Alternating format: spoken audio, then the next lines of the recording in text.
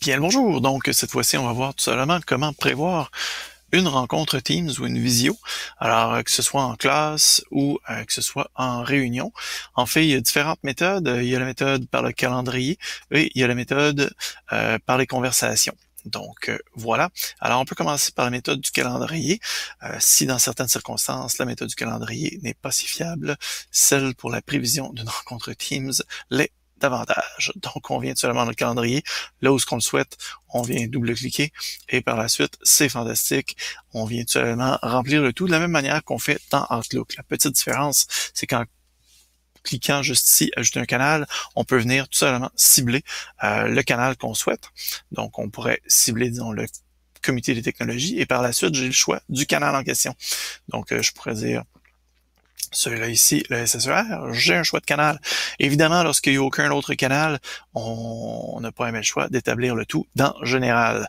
Par contre, donc là, si je dis test 2 David, donc évidemment, on va y aller pour, tiens, le canal RTI. Donc, on va y aller pour le canal général, ça va être plus simple. Et bref, je l'intitule, il n'y a pas de problème.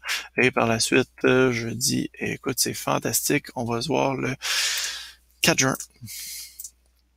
Allez, tiens, on va se dire à 9h30, la vie est belle. Fantastique, on se voit 1 heure de temps. Est-ce que je veux que ça se répète? Dans ce cas-ci, non, une fois sera suffisante. Et je peux évidemment ajouter toutes sortes d'autres personnes. Ce qui est fantastique, c'est que en précisant le canal, on vient tout simplement inclure l'ensemble des membres de l'équipe, de Test David 2. Donc l'ensemble du groupe classe ou de l'équipe de travail, on inclut tout le monde dans cette belle petite réunion que nous aurons. Et donc, toutes les autres options, évidemment, sont classiques à Outlook, c'est-à-dire on ajoute la position, on ajoute les informations si on le désire, etc. Et donc, juste faire attention, malheureusement, Teams nous joue souvent des tours, donc faire attention, s'il vous plaît, à votre fuseau horaire, que vous pouvez modifier toutefois, mais prenez toujours soin de revérifier votre fuseau horaire. Ça m'est arrivé à quelques occasions que pour moi, c'était la bonne heure, mais finalement, c'était vraiment le mauvais fuseau horaire, ce qui mélangeait tout le monde. C'était abominable. Donc, voilà qui est ça. Une fois que ceci est fait, bon, dans ce cas-ci, je vais l'envoyer puisque ça concerne seulement moi. Ça ajoute donc mon événement. Alors, c'est fantastique. Et par la suite, je vais pouvoir aller voir tout simplement dans mon équipe Test David 2. Et là, je vois tout simplement que David Laplante a planifié une réunion. Voilà. L'autre manière, qui est relativement simple également, je reprends tout simplement un exemple de Mademoiselle Tremblay, que j'avais pris au hasard parmi tous les Tremblay. Navré de prendre cette personne au hasard.